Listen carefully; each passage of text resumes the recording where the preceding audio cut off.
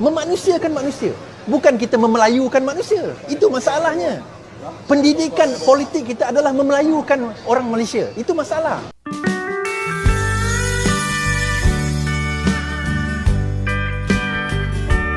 Assalamualaikum warahmatullahi wabarakatuh. Halo teman-teman, jumpa lagi di channel ini. Dan gimana nih kabarnya? Oke, mudah-mudahan teman-teman semua masih dalam kondisi sehat walafiat. Amin ya robbal alamin. Jangan lupa dukung channel ini dengan cara like juga subscribe. Baik, di kesempatan kali ini saya mau reaksi sebuah video dengan judul Orang Malaysia prihatin dan tegur sikap rasisme oknum-oknum warga Malaysia. Oke, teman-teman ya, untuk masalah rasis, memang Malaysia ini menurut survei, Malaysia menduduki di peringkat kedua dunia, negara yang paling rasis. Pada kenyataannya memang. Oke teman-teman ya, sebelum kita berkomentar, tentunya kita akan lihat dulu seperti apa videonya.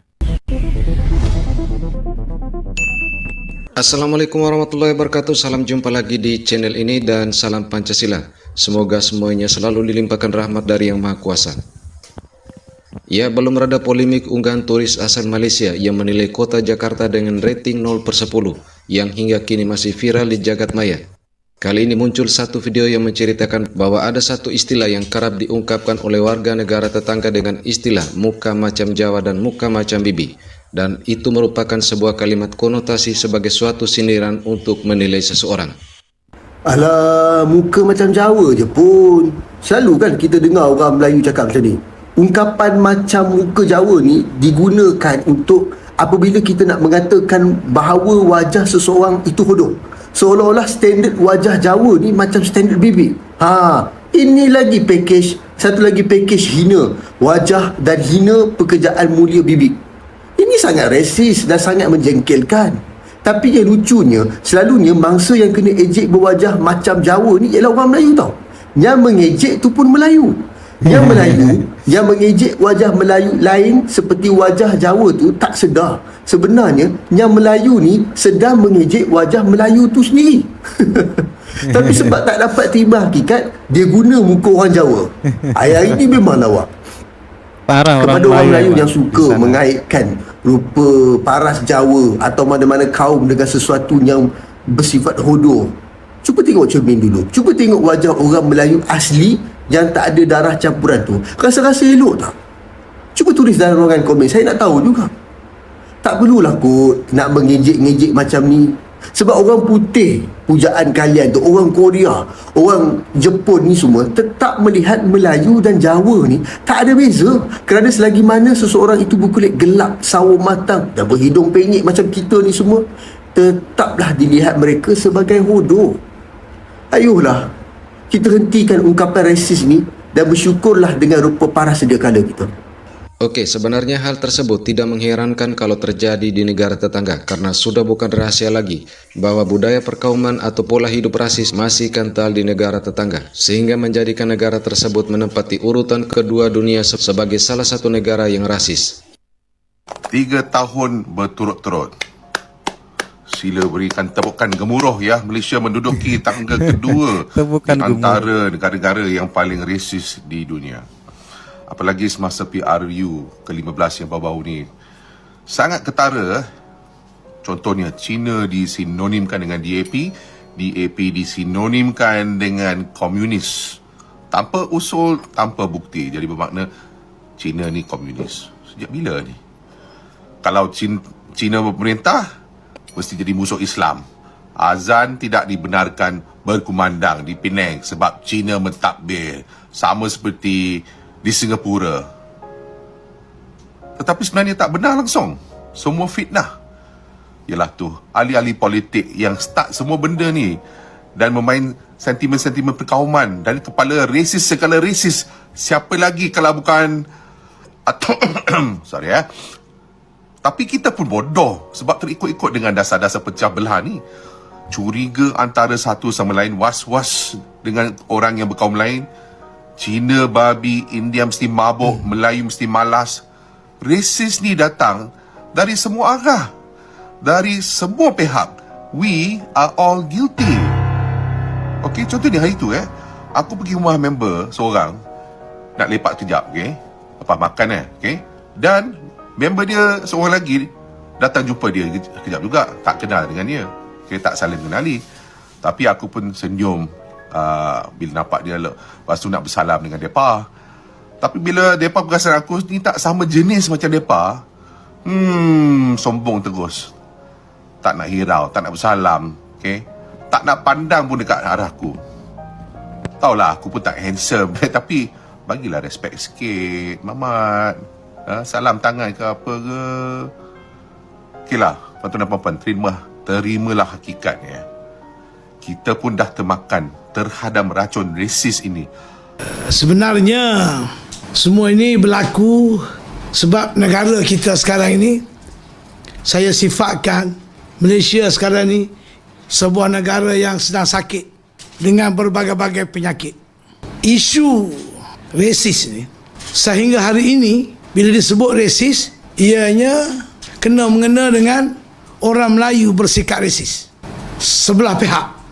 Dan kita mendengar berbagai-bagai nasihat kepada orang-orang Melayu termasuk kaum Bumiputera supaya kita bersikap bertolak ansur, bertoleransi, menjaga perasaan semua kaum dan berbagai-bagai nasihat. Ya, terlihat memang biasa saja, namun dari konstitusinya sudah membuat sekat perkauman, dan itu terus berlanjut di era modern yang mana ini dapat menjadi momok di dalam negara sendiri. Perkara 152, 153 di dalam perlembagaan kita meletakkan ada keistimewaan untuk hak orang Melayu, raja-raja Melayu, bahasa Melayu dan juga agama Islam. Okey. Ini bertentangan dengan ideologi kesemarataan Malaysia. Ya. Tan Sri, mungkin dari pihak PN boleh menyatakan apa saja kepada pihak Pakatan Harapan. Tetapi ada juga yang menyelar Perikatan Nasional ini sebagai gabungan yang resis.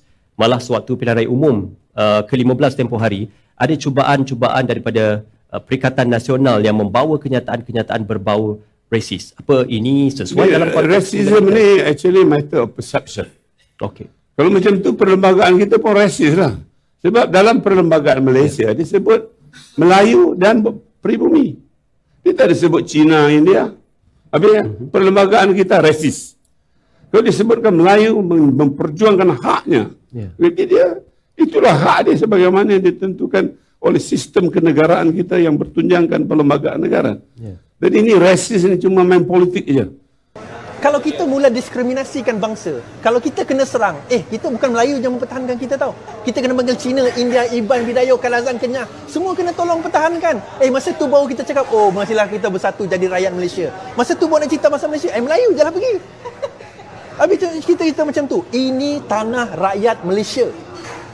Jangan kita diskriminasikan kaum. Ya, kita ada hak.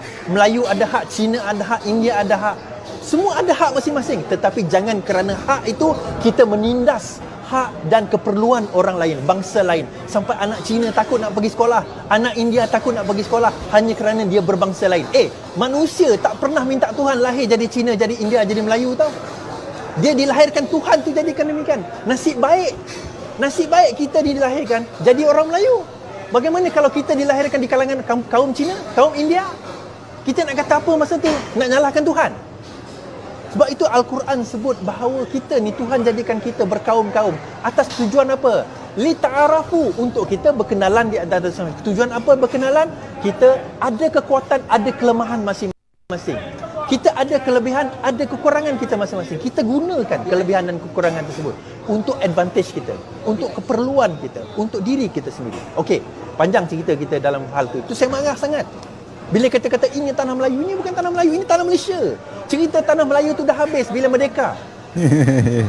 Dia kata, dia orang pendatang. Itu pendatang. Nenek saya datang daripada China, betul. Atuk moyang saya datang daripada China, betul. Tapi bila moyang saya datang ke Malaysia, the moment dua generasi kedua, generasi kita, generasi keempat, kita orang dah tak boleh balik China. Walaupun saya ada lagi saudara dekat China, tapi saya tak boleh balik ke China lagi. Yelah, bapak saya Melayu, mak saya Cina, so what? So what? Akhirnya saya percaya 100 years from now, 50, kalau Malaysia ni masih wujud 100-200 tahun, mungkin kita tak ada bangsa lagi dah. Siapa boleh mengaku dia pure Melayu? Pure Melayu datang daripada Riau. Siapa datang daripada Jawa bukan Melayu. Siapa mamak dekat Penang tu, yang muka mamak tu, Mahathir tu bukan Melayu. Bapak dia naik kapal daripada India. Tapi adakah kerana bapa dia naik kapal daripada India kita kata oh kau bukan Melayu? Tak. Dia tetap bangsa dia, kita kata kau beragama Islam, kita recognize I see kau Melayu, tetapi kita tak menggunakan bangsa dia untuk kita nak menindas dia. Kita ambil manusia atas dasar kapasiti dia sebagai manusia. Kalau buat salah, dia manusia dia salah, bukan Cina buat salah. Manusia buat salah. Apa Melayu tak ada buat salah? Menipu, apa Melayu tak pernah menipu? Kan? Apa Melayu Cina tak ada yang baik? Cina ada baik, Melayu ada baik, India ada baik, Iban ada baik, Kadazan ada baik. Tapi Melayu juga ada jahat. Cina pun ada jahat, India pun ada jahat. Dia bukan bangsa dia, tetapi sifat manusiawi itu. Sebab itu yang penting kita belajar adalah memanusiakan manusia. Memanusiakan manusia. Bukan kita memelayukan manusia. Itu masalahnya. Pendidikan politik kita adalah memelayukan orang Malaysia. Itu masalah. Oh, kau India, okey, kau masuk Islam, kau jadi Melayu. Salah. Kau Cina, kau masuk Islam, kau jadi Melayu. Salah. Kau Cina, kau masuk Islam, kau tetap Cina. Agama kau je bertukar, bangsa kau tidak bertukar. Itu masalah kita bila kita memelayukan rakyat kita. Kita memelayukan rakyat kita, bukan memelayukan rakyat kita. Kita memanusiakan rakyat kita. Bila kita memanusiakan rakyat kita, baru kita faham bahawa anak Cina, anak Melayu, anak Iban, anak India, anak Kadazan, semuanya adalah anak kita.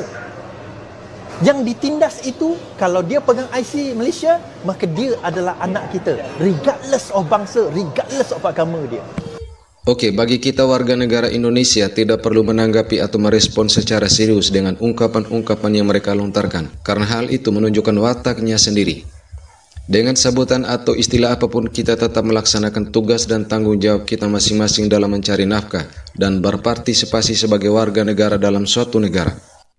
Oke, isu-isu rasisme di Malaysia sampai hari ini pun masih muncul di permukaan. Jelas, untuk kemaslahatan Malaysia, ini bisa menjadi sesuatu yang mengganggu. Sikap rasisme terutama dari orang-orang Melayu di Malaysia. Mungkin bisa jadi ini alasan karena mereka merasa mayoritas. Jadi selalu bersikap seperti itu. Oke teman-teman ya, demikian satu buah video. Menurut teman-teman gimana? Silakan teman-teman bisa berkomentar dan jangan lupa dukung channel ini dengan cara like juga subscribe. Terima kasih dan wassalamualaikum warahmatullahi wabarakatuh.